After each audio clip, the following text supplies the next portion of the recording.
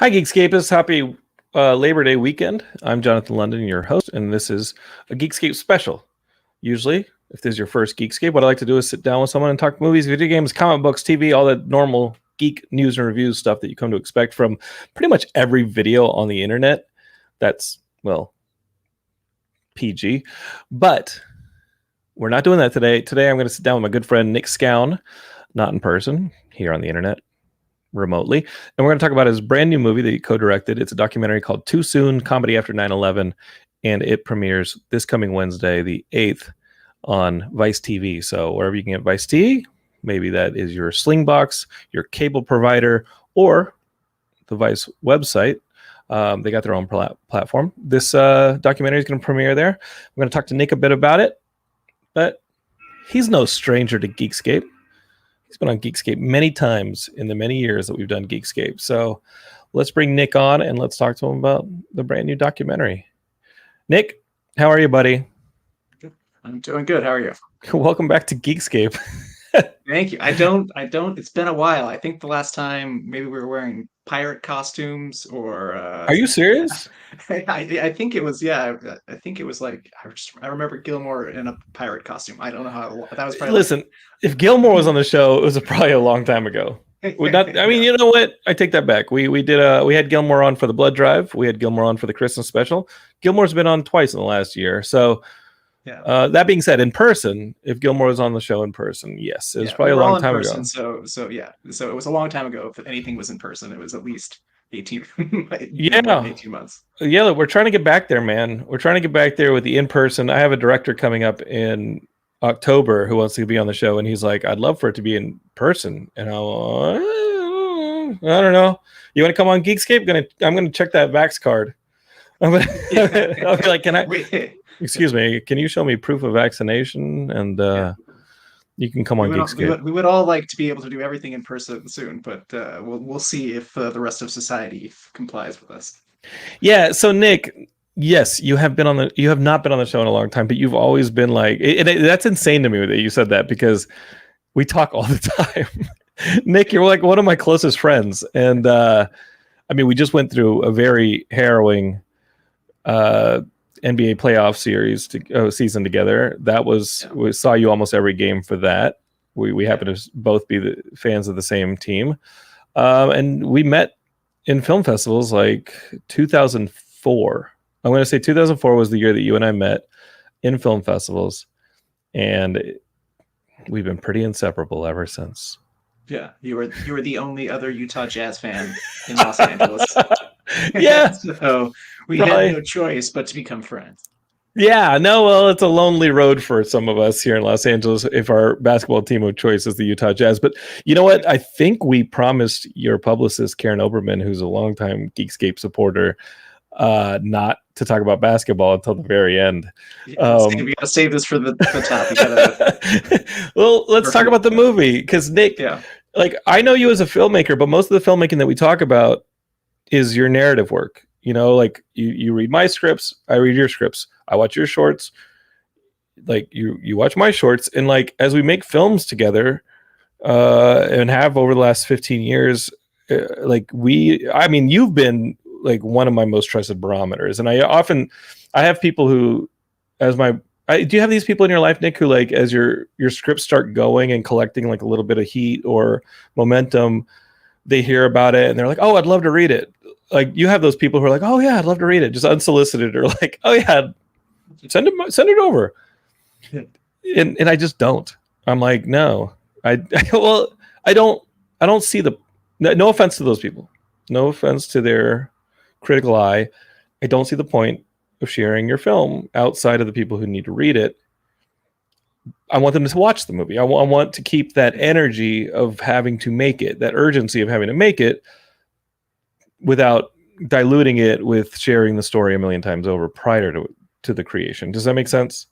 Yeah, I mean, I think what I try to do is I try to use specific people in specific times. So, you know, if you're a chef and you're trying out a new recipe or trying to create a new dish, you can just taste it yourself and be like, oh, I think this tastes great. But you still need to share the dish with people to be like, is this any good? You know, like Hmm. is this recipe working? And so I think the key is to I don't send a rough draft to everyone. Like I have a writers group that I'm sending the rough draft and probably the first draft and the second draft to. And then I'm like, okay, we all agree this is pretty good. Now I'm going to send it to maybe 4 or 5 people who's other screenwriters or execs um or I'll do like a reading sometimes. So I get like Hmm. 6 or 7 people back in the old days where we could have people in the same room together. We Get can six do a or reading seven on people. Geekscape just like this. Look, we can just. Yeah, yeah. Would you So to Geekscape is get like it? A Nick Scown dramatic reading of his script. We'll just yeah, put it out over the podcast feed. You can find out if a bunch of people like it or not. yeah. And then and because I think it's also good to get actors' opinions on stuff because they will have notes that writers won't. They'll be like, why I don't understand why my character is doing this or what's their backstory, and so I try to get a little wide breadth of, and I'll get some non-industry people. I have friends who are just like, literally like rocket scientists. So they're really smart. They love movies. And I just want to be like a non-professional smart person opinion of this. Does it work? The more people you list, the less special I feel. Just keep going. Well, no, I mean, that's kind of, and then it's just, then after that, let's everyone, I feel like, okay, I've gotten a nice, uh, spectrum of opinions on this, and I know what its weaknesses are. I've tried to address them, and now it's ready to send to the manager or to producers or to the actors who I actually want to shoot this with. Um, and then everyone else's kind of like you're saying, everyone else's opinion after that, I'm just saving for the movie or save them for a rough cut. If I have a director friend, maybe I'm not going to send them the script, but I'm going to send them a rough cut so I can get fresh eyes on the Nick, story. what I'm So trying to tell you is that you're like one of 4 people who read my stories before any table read, before anything. And I kind of want to thank you for like sparing me from some of the rough drafts and early drafts. But at the same time, I want to admit that I've abused our relationship because you absolutely have not been spared from my rough drafts in early drafts. You read every painful clunk, what the F, edit and piece of dialogue in action that makes no sense. Thank you. well, I appreciate it, and I don't mind for genuine actual friends like you. I don't mind doing that. For other people, it could be like, yeah, are you sure you want to send this to me now? Do you want to send me? Do you want to Why send me don't a you rough cut keep it in the oven instead? a little more? Just keep it in the oven a little longer. What I like about that group, and there's literally like 4 or 5 people in that group, is that they don't. They're I think they're all talented filmmakers like yourself, and they don't. They know how to get there. That's Yeah, why when this movie came about, Too Soon, Comedy After 9/11, I was like, say what? Because you'd already progressed kind of down the road independently in putting the movie together. You had started to go out for things like grants or show the pieces of the film for like independent financing. It was a crazy road in making this documentary independently. And I want to talk to you about it because, again, like I said, you and I usually just talk about our narrative fiction projects. Here you are with a nonfiction documentary, and it feels to me like you're down the road a bit. All right. I know you're co-directed the film, but what was the impetus for this one? Who started this? um, so so this was kind of an idea that I've had for maybe 10 years, just of um, examining the idea of like tragedy plus time equals comedy, and sort of 9/11 in my lifetime of really kind of being the crystallization of that, where I mean, we forget like comedy clubs closed, you know, late night talk shows went off the air. There was like no regular TV programming was on. It was just news 24 hours a day, every day for like a week. And there were articles like of just like, oh yeah, no, irony is dead. Like we're not going to laugh again. Like it didn't seem crazy at the time. And so um, I was always interested in how comedians and entertainers like rose to the challenge of like, okay, how are we going to process this tragedy? Because not talking about it, like avoidance, is a terrible coping mechanism, and so we have to discuss this. But how do we discuss this, and what are appropriate targets to talk about or not talk about? And so I was fascinated with that idea.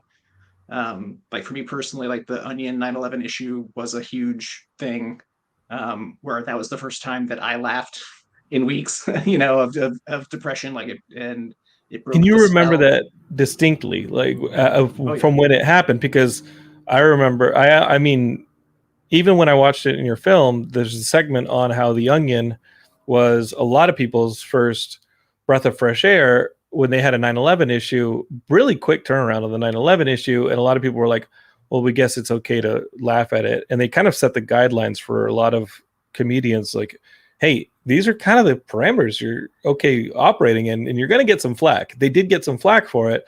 The majority of people were like, "Thank you for reminding us that we can laugh." And like you said, I don't remember it when it happened, but in yeah, the documentary, I started, as I'm watching your film, I'm going, "Oh yeah, oh yeah, oh I remember that was a thing. Oh my goodness, I remember." Maybe it's because we've had so much intense trauma over the last 5 years that yeah, yeah, you're like, "Oh yeah, remember that earlier trauma that we're on the 20th anniversary of?"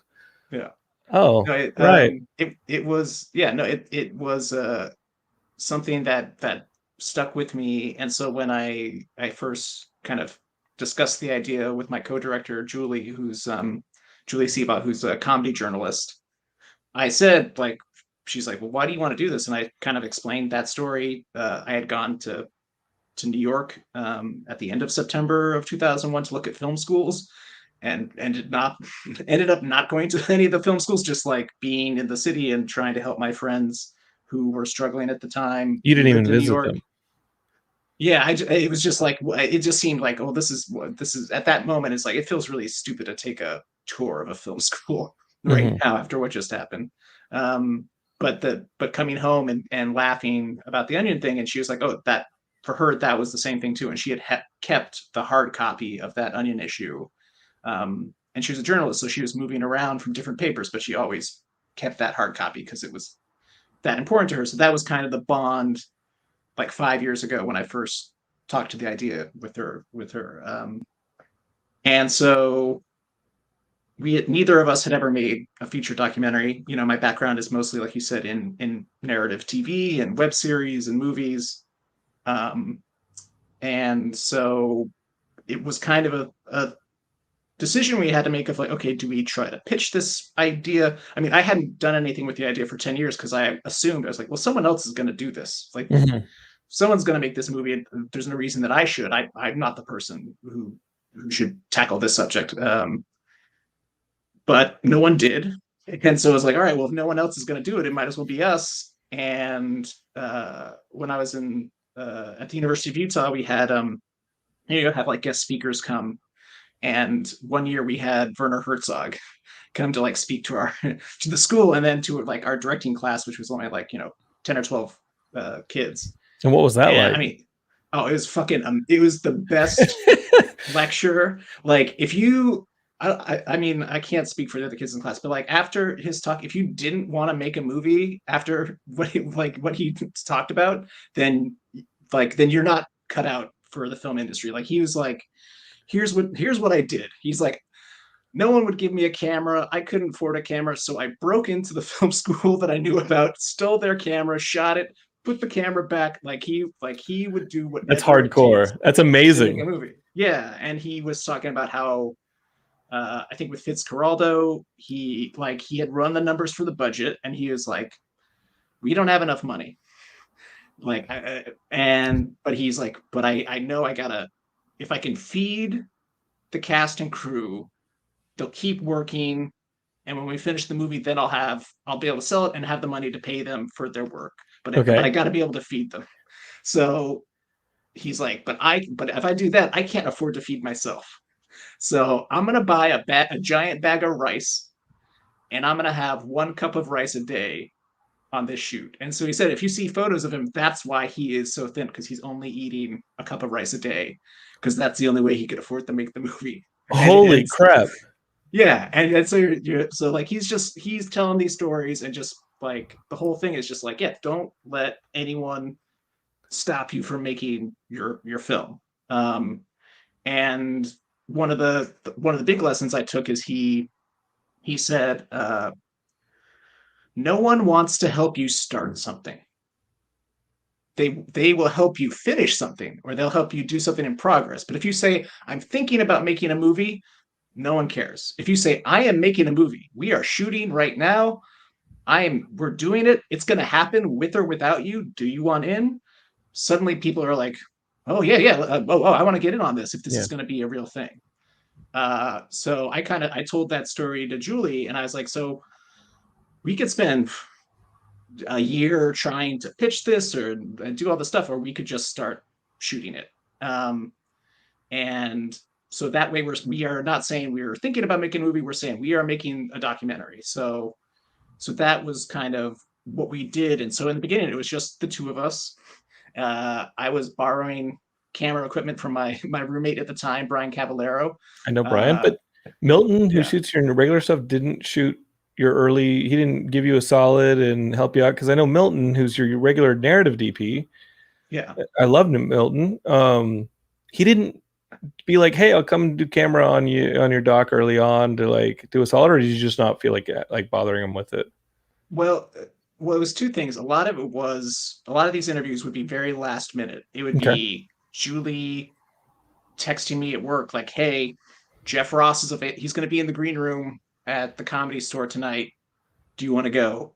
And I grab the gear and run off. Or we had to fly to Just for Laughs to the Comedy Festival, or we had to fly to New York, and everything was out of our own pockets. So like, we couldn't afford to fly anyone out. And so, yeah, so it was just borrowed camera gear, and it was just, me running the camera and listening to audio as we're taping, and using whatever natural light we can have. One camera. Yeah. Because you have two camera setups on some of these interviews. And I mean, if you watch the movie, you can kind of deduce in watching it that those are the ones that came later. Yes. Is that am I correct in thinking? So, so early on, you're doing those one camera interviews, which still look nice. And let me tell you, if you watch the documentary, you're not going to be able to tell, unless you're looking for two setups, you're not going to be able to tell really what Nick shot and what Nick didn't shoot, which I think is like huge props to you, dude. It looks great. Oh, thank you. Because in fact, right, say, like if you're watching it and you're like, this doesn't look as good as the producers think, then just know I shot it. It's not. That being said, dude, I mean, like Milton ended up shooting later on, right? Yeah. I mean, Milton's awesome, but like at the same time, Nick, like you didn't do bad. I had assumed Milton shot everything just based on I watched the movie and I was like, this all looks great. All the stuff that I know wasn't stock, didn't come from Pond 5, or wasn't this and that. Like, and it's risky doing those Pond 5 like cuts. Pond 5 is a resource for stock shots. It's risky, buddy, because I just looked at all those audience shots for the project I did with Howie Mandel. I know those audience laughter shots, buddy. I just went through a ton of them. So be careful. It is Pond 5 has Pond 5 has like 10 audience crowd shot laughter pieces.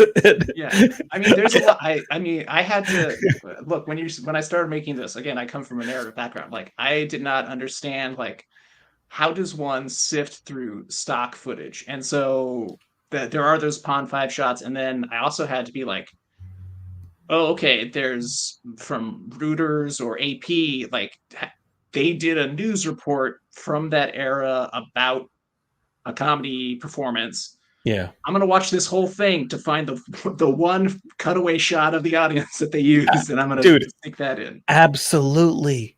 I was cutting through comedy specials not to find any of the comedy, but to be like, hey, can I get an audience shot and hopefully the comedian's not stepping on it, so that I could just have like a nice, sincere laugh that I can cut to and maybe drag some of the audio through the rest of the clip, like a good J cut, because like I said, like Pond 5 has like 15 of them. And when it came up in your film, I was like, I was just looking at that clip 2 weeks ago. Yeah, I mean, I mean, this is, I mean, one of the challenges of documentary filmmaking is one, the stock footage, and then also like library music. Like my co-director was like, I was just watching an episode of like a cooking show, and I heard that song. I recognized the song in the background as the chefs won the prize. You know, And if you're listening to this and you're so, I mean, and you don't make documentaries, you take that stuff for granted. That you're like, oh, I watched a documentary. It had some really good shots and it has a good footage. Like it told a great story, interesting story. And this movie absolutely does. I love this film. Nick, you and Julie did a great movie. I love it. But when you're editing these things, you're listening to that music and you're watching those shots so many times, you see them in your sleep. Like you hear it in your sleep. And Geekscape is the only frame of reference I have for you is if you played video games endlessly. And I know there have been periods of my life, the original Pokemon Red, where I played that game so much, when I put it away at night, I had to keep checking like OCD style that the Game Boy was off because I was still hearing the music in my head. I don't know if you've ever been obsessed with a piece of media that much where you're like, it's off, right? Because I'm still hearing it. yeah. And when you edit, you definitely have that barometer. As I talk to people about the film, if a journalist or somebody has a question, I can quote almost every soundbite in the film from every person because I have heard it 10,000 times. And so Nick, you did all the editing on this thing?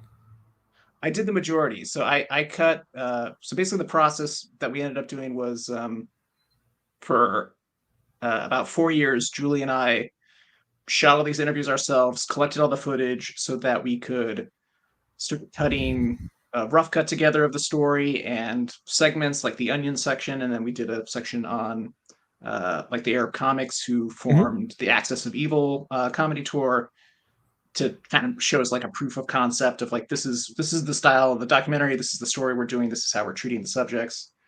And once we had all that, we kind of reached a point where okay, we don't have anyone in our own personal Rolodexes, but we still have these holes story-wise that we need to fill. How are we going to get them? So we then cut like a sizzle reel and a trailer and made a pitch deck to go to production companies that we thought would be a good fit. And we met this through a friend of a friend. There was this guy, Dan Baglio, who had worked on the history of comedy. And so we're like, okay, this is someone who's going to get what we're trying to do.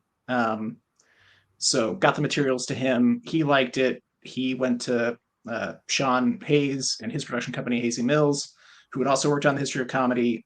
They were in, and then we pitched it to networks, sold it to Vice because I think in part because, again, we weren't starting from scratch. We were like, we have a 90-minute rough cut of this movie. This train's leaving the station. Like this movie is this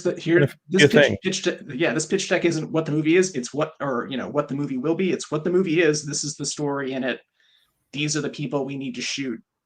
And so our pitch with them, which was kind of how we knew it was going to be a good fit, was like everyone else in a pitch were pitching them the story and all this stuff, and they were just like, oh no, we get the story. Like we've seen your materials.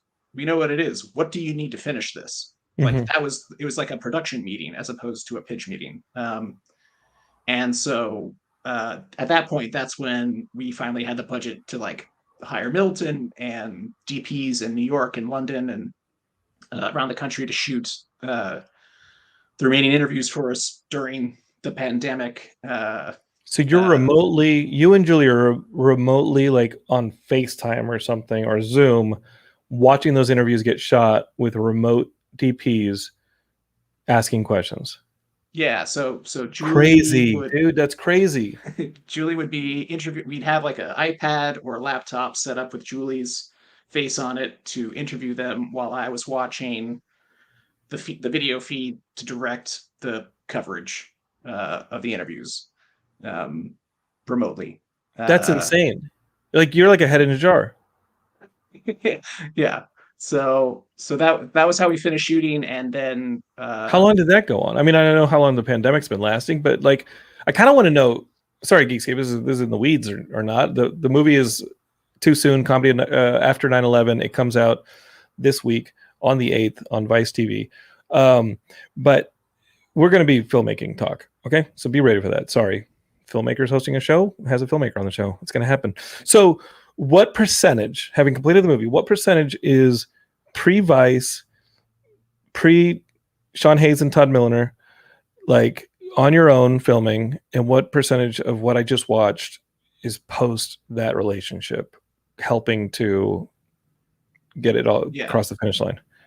I would say, I think we shot around 28 of the interviews ourselves, and I think we had, I want to say like a dozen or so of the interviews were with the full. You shot 2/3 of this movie without any financial assistance, other than like Visa, MasterCard. Visa, MasterCard, and Julie. Julie won us a grant for a great program called Women Making a Scene that got us $5,000, which was just enough to get our own editing system. So I was no longer so before that I was editing. I just had like a hard drive with the film on it. Okay. That as I worked at different editing jobs, I would just bring that drive with me, and when things were slow or on weekends or after my shift was done, I would cut the film using their equipment. And then that's an Avid system. You cut for some of these, you cut the film on Avid? Yeah. But did you ever show up and they're like, oh, we don't use Avid, we're using this? Thankfully not. Okay. you can imagine that happening and being like, oh, I guess I got to figure out how to cut the movie around this. Okay. Yeah. Thankfully it stayed Avid through the entire process. Okay. Yeah. So when we won that grant for $5,000, that was when we could get our own system, and that's when we did the bulk of the editing of the rough cut of the film and the like trailer sizzle reel we would use to pitch it. I remember when you went down to San Diego for that screening and to try and get that grant. And I remember when you got the grant, I think it was not long before that, we'd be at a basketball game or something. And I'd be like, filmmakers do that. Hey, what's up? What have you been up to? I guess friends do that. I just don't have a lot of them. And you would mention like, oh, I'm working on this documentary. And this is like, I mean, I'm sorry, I started taking it for granted because like 1 year you'd talk about the documentary, the next year you'd talk about the documentary, 3 years go by, you talk about the documentary, and then in freaking April when the playoffs started up, you're like, oh yeah, I think we're gonna sell this documentary, or I think we sold it, or whatever the timeline was on that. Yeah. And I was like, you finished it? I was like, wait a minute, what? I was like, the Pet Project? No disrespect. I saw the Pet Project. The Pet Project's awesome. Comes out this week on Vice TV. It's awesome. It's a really damn good documentary. But you understand, like, I kept thinking about, like, hey, what if that one script you wrote? No, I mean, it was a balancing act that Julie and I both had to do of how do we keep momentum on this project going, still pay the bills, pay for the film, to shoot the film itself, pay for these trips. And then, she has her own like journalism work she had to do. And I had scripts that I needed to write and other projects to work on. So it was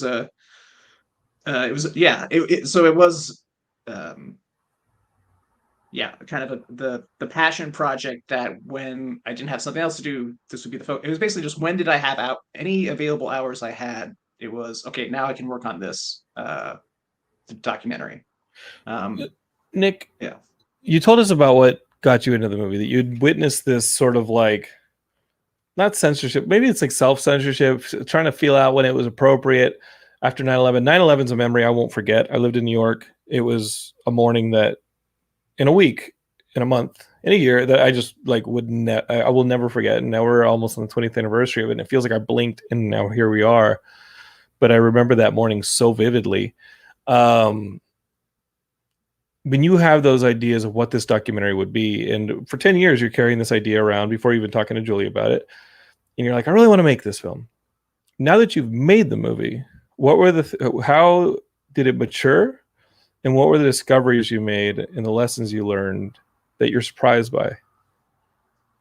Yeah, it was funny. The biggest when we started, we thought um, we were going to be like examining the equation of tragedy plus time equals comedy. We thought, okay, this is what this is going to be about, is how tragedy happens, but as time goes by, we find a way to talk about it and discuss it in the humorous and comedic forms in TV and on stage, and that's kind of what we thought it was going to be. But as we started interviewing people, a lot of the comics like yourself, they were in New York, they saw it happen.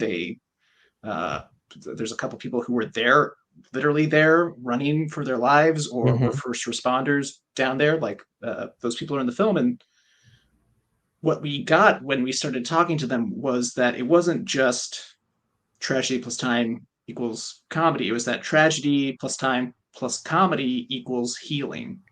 That that comedy was part of the healing process for so many of those performers and people, because I think, like Dean Obeidallah talks about, it became almost like a group therapy session when you'd go on stage. And for some comics, that would be like, okay, I'm going to not talk about this at all. I'm going to avoid this topic altogether. We're just going to make here's my thoughts on bagels, or because they didn't want to deal about it, and so they thought their audience didn't want to deal with it. And then there was people like Marc Maron who would get in fights with club owners and say, like, no, I have to talk about this. Like, this is all that's on my mind. I've got a lot of feelings about this, and I think they do too. And we need to talk about this. We need to get this out, open in the air. And so what we saw, as we were making it and interviewing people, was, oh yeah, this is the real progression, is that the comedy helps um, facilitate the processing of this trauma. That I think it's like some of the people say, like, it helps like take away the power of it. That if there's this thing, it's the way that when you're at a funeral, sometimes you're making jokes, because Absolutely. that's the only way you can deal with what you're feeling, and it breaks the spell of the depression that you're in, or what you're dealing with. And when you like, we interviewed this woman who worked at the 9/11 memorial, which is in a bonus clip that hopefully we're going to get to have online. And she would say, yeah, like, obviously it was hard talking to the surviving family members of these attacks about the people they lost, but she said for a good chunk, an hour of the hour and a half she would talk to them, a lot of it was the funny stories about them and the anecdotes and the funny things they would do at the fire station together, the pranks they would pull. And so that was not what we expected going in, and but that's kind of what we found, is that we need to discuss these things to help um, get through them. And comics are just kind of a great, I don't know, filter or amplifier of they. I mean, comics in general, even if it's an observational comic like maybe Jerry Seinfeld, what he's doing is he's pointing out the things that we've thought about but maybe never put words to.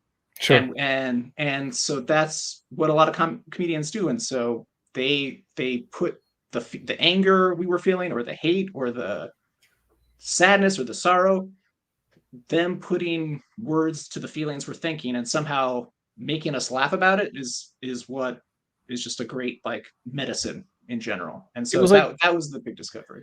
in watching the documentary, it felt like the comedians were giving each other permission to talk about this stuff, and they were all comparing notes. They were seeing what other people did, and they were slowly giving us permission to progress. And they were giving each other permission to progress, sometimes violently, as you get with like the Gilbert Godfrey like roast of Hugh Hefner, where it's like, whoa, that guy went all in on, what do you mean too soon? I'm gonna like nuke the joke and just go all the way.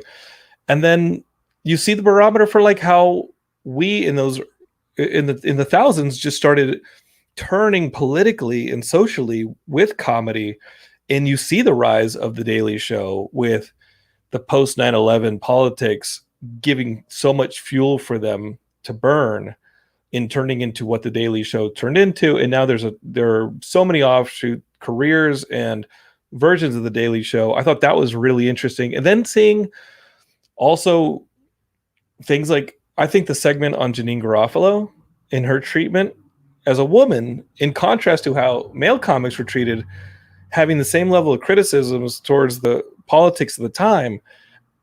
I was like, oh, dude, like, if that wasn't a shot across the bow for where we would be 10 years later, and I know we're dealing with the treatment of women now, and politically the last 5 years has been like, what the F are we living through? But that Janeane Garofalo segment to me was like, yeah, we can't look back on all this stuff and be like, oh, Bush is painting now and giving people chocolates, and like think that any of that was normal. And the comedians were the barometer for that.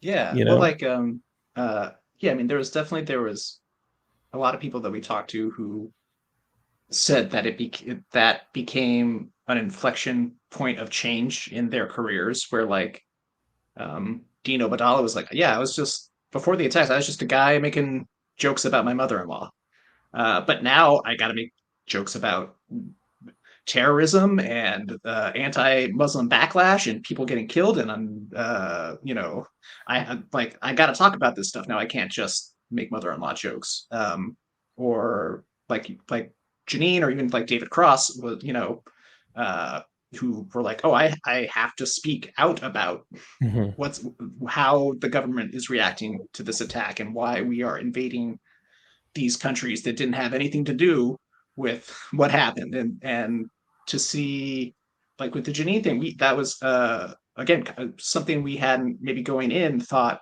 we were going to uncover, but like you said, like Marc Maron pointed out in his interview with us, he was like, there was a lot of male comics doing what Janeane was doing, of speaking out and condemning the Bush administration's actions, and the laws, the Patriot Act, like all these things. But why was it Janeane who that they're singling out, and that conservative radio talk show hosts are saying, go protest this person's they're sending hit shows. Squads at her. They're like, go to her show or call her hotels and where she's touring and cancel her reservations pretending to be her.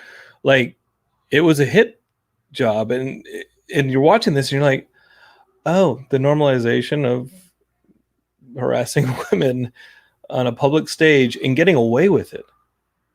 Like, there were no repercussions. Like Janeane, like there were no repercussions to that stuff. And in watching the documentary, I thought about Scott Thompson. Obviously, like, Scott's been on the show, and when Scott was on Geekscape,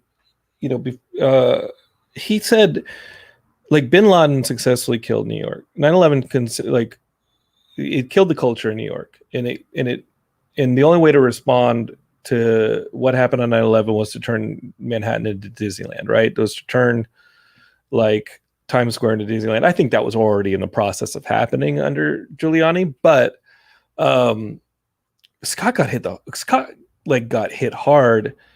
And I thought about when I was listening to Scott in your documentary, I was thinking about what Scott told me on the podcast, like, about how 9/11 killed New York. I mean, how much of that was like Scott talking about what 9/11 personally did to his career? Because wrong place at the wrong time, and it wiped him.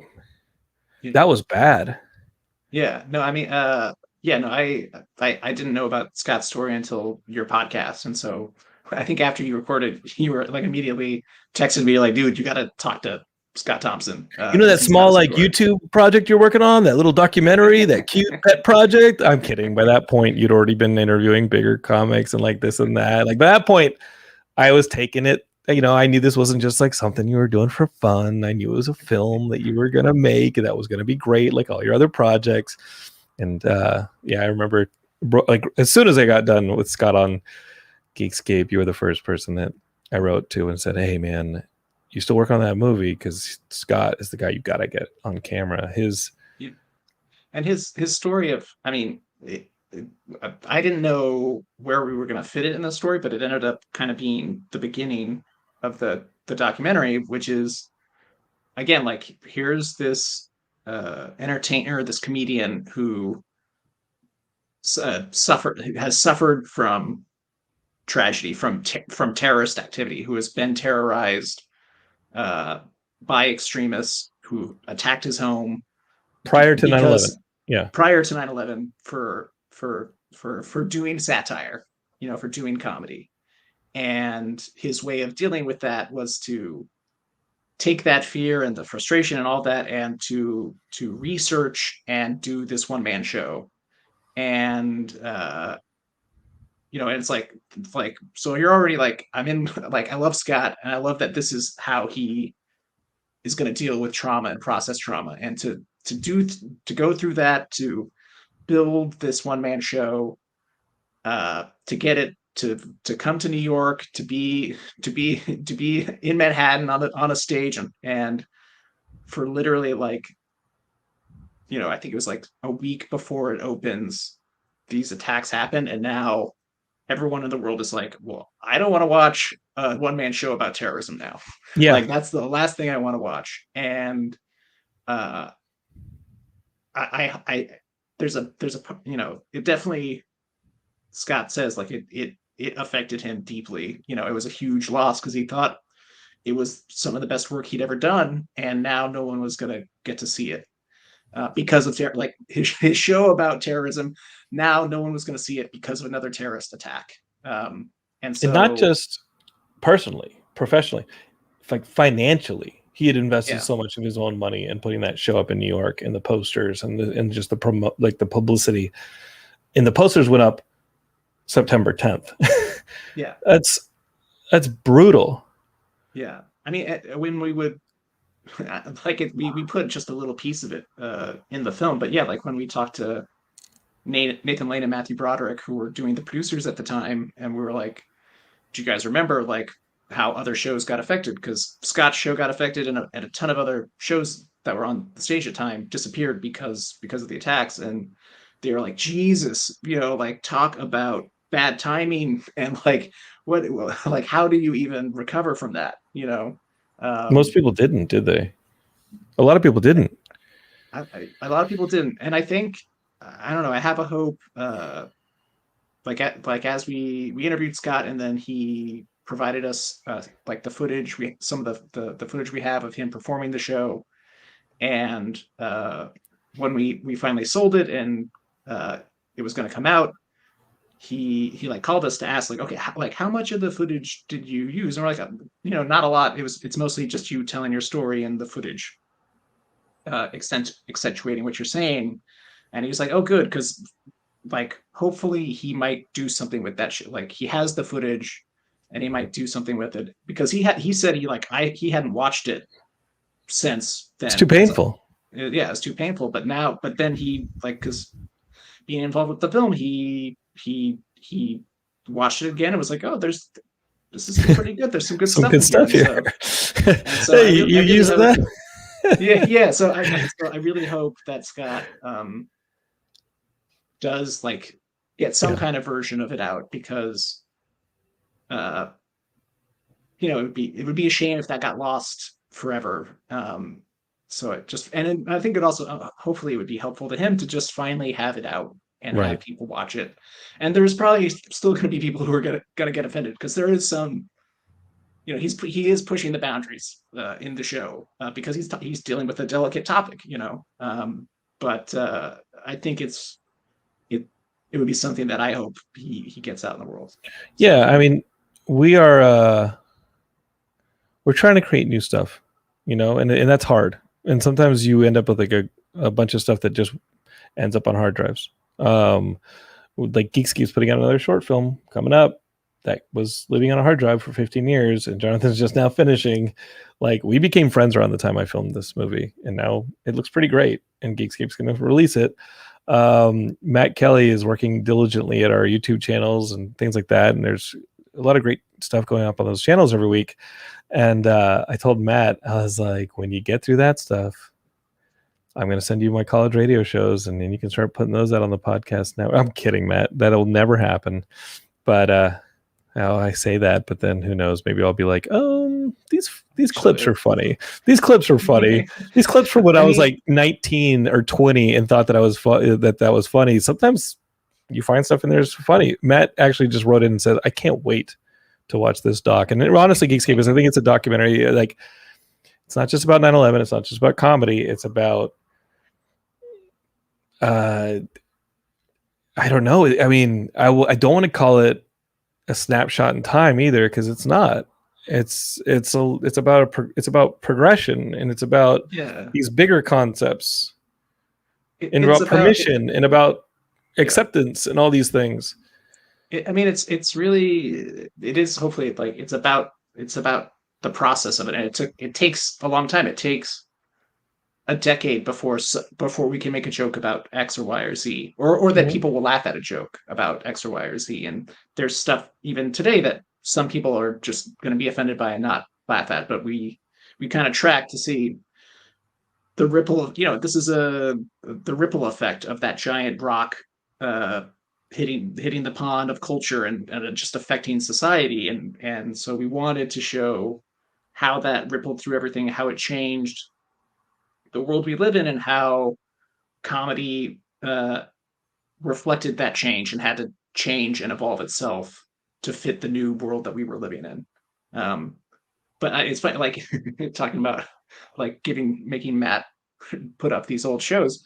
I mean, thankfully, Marc Maron had kept all his old Air America radio shows. So there's like stuff. So we have, again, there's hopefully a bonus clip that everyone's going to get to see eventually, but we have one of his old sketches and skits from 18 years ago, however long, and it was like, oh, thank God he archived this and saved it. So whoever, you never know what will become important down the line. So it's not bad to have an archive, even though I don't want to wish more work for Matt. No, and I like that you kept the focus of the documentary on strictly comedians and performers on stage. It didn't go too. It just was like, if you were doing live comedy, whether it was Broadway, whether it was comedy in a cellar, or whether it was Saturday Night Live, you kept it strictly to that. You didn't have to start going too much into like filmmakers, or like, you didn't ask any of the New York Knicks if they were like cool playing basketball after 9/11. Like, it was strictly about comedy. I think it kept it focused, and the movie is really, really good, Dick. Congratulations, man. Thank you. This. It was something we did put thought into, because maybe Julie can help with the other projects that haven't gotten finished. maybe. Do you think is she the X factor that gets you, this kind of thing? Like, what do you think?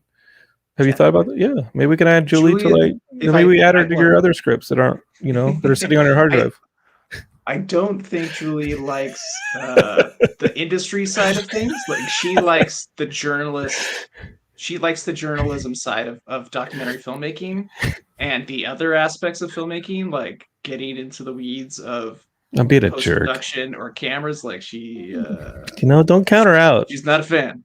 Hey, Julie, if you listen to this episode, I just saying, like, Nick's got a couple stories on his hard drive. I'd like for you to take a look, give him some notes. And she is a great editor. Like, if you need grammar and punctuation checked on a script, she's your don't limit her talents to just that, Nick. I know you feel threatened.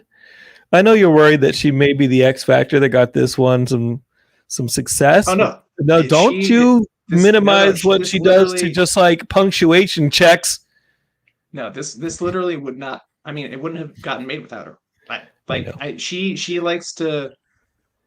She likes to give me credit for having the idea, but like, honestly, the idea would be nothing if I didn't have her to actually make it a reality. Like, the idea would have, like, a great idea is worthless if it's not properly executed. So like, without her, this would not exist. It would not have been executed. So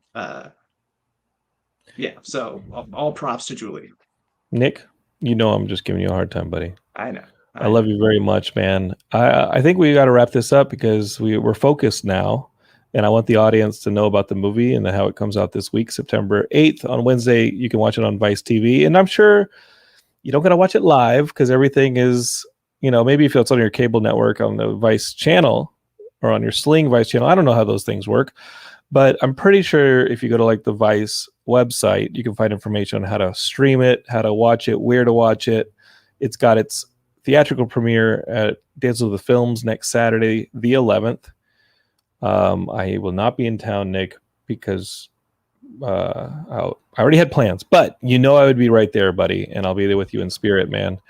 I mean, if you are, yeah, I mean, if you are somebody who is in LA and is comfortable going into a theater, which obviously not everybody is, then yeah, definitely come out. There was a critic who was like, "Oh God, I really wish I could see this in a theater so that we could like all be laughing together."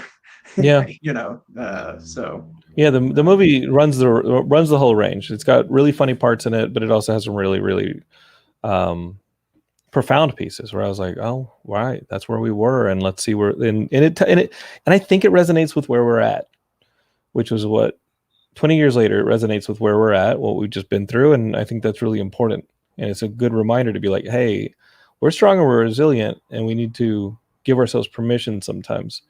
Congrats on making the movie.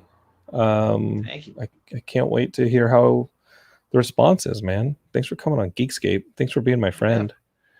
Thanks for being thanks. my friend and all that. Thanks for having me. Yeah. Next project, another documentary.